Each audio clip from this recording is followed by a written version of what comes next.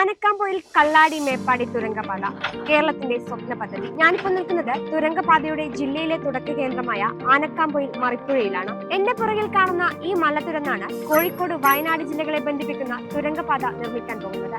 ഇവിടെ പ്രവർത്തനങ്ങൾ ദ്രുതഗതിയിൽ നടന്നുകൊണ്ടിരിക്കുകയാണ്. നമുക്ക് കാഴ്ചകൾ കാണാം.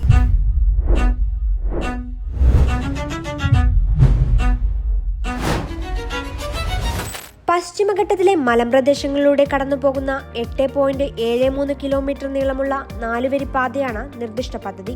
വയനാട്ടിൽ മേപ്പാടി കള്ളാടി റോഡുമായും കോഴിക്കോട് ജില്ലയിൽ മറിപ്പുഴ ആനക്കാംപൊയിൽ റോഡുമായും ഇത് ബന്ധിപ്പിക്കും.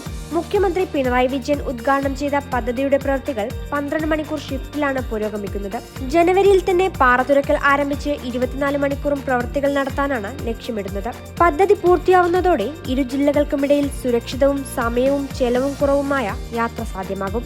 തുരങ്കപാതയുടെ നിർമ്മാണത്തിനായി എത്തിയ തൊഴിലാളികൾക്ക് ക്യാമ്പുകൾ സജ്ജീകരിക്കുന്ന സ്ഥലം, പാറ പൊട്ടിക്കുന്നതിനുള്ള ക്രഷർ യൂണിറ്റ്, ഡംപിംഗ് യൂണിറ്റ് തുടങ്ങിയവ നമുക്കിവിടെ കാണാം.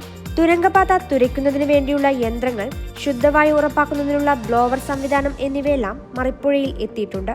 ആനക്കാംപൊയിൽ കള്ളാടി മേപ്പാടി തുരങ്കപാത കേരളത്തെ സംബന്ധിച്ചിടത്തോളം ഒരു അഭിമാനകരമായ പദ്ധതിയാണ്. സംസ്ഥാന ഗവൺമെന്റ് കിഫ്ബി പദ്ധതിയിലൂടെ 2134 കോടി രൂപ മുടക്കി അതിവേഗതയിൽ നിർമ്മാണം നടന്നുകൊണ്ടിരിക്കുന്ന പദ്ധതിയാണ്.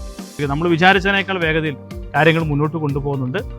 പറഞ്ഞ സമയത്ത് തന്നെ 2029 വർഷാവസാനത്തോടു കൂടി തന്നെ പൂർത്തീകരിക്കാൻ കഴിയുന്ന നിലയിൽ PWDന്റെ നേതൃത്വത്തിൽ കിഫ്ബിയുടെ മേൽനോട്ടത്തിൽ SPV ആയിട്ടുള്ള കൊങ്കൺ റെയിൽ കോർപ്പറേഷൻ നേതൃത്വത്തിൽ നടന്നുകൊണ്ടിരിക്കുകയാണ് എന്നുള്ളതാണ് സൂചിപ്പിക്കുന്നത്.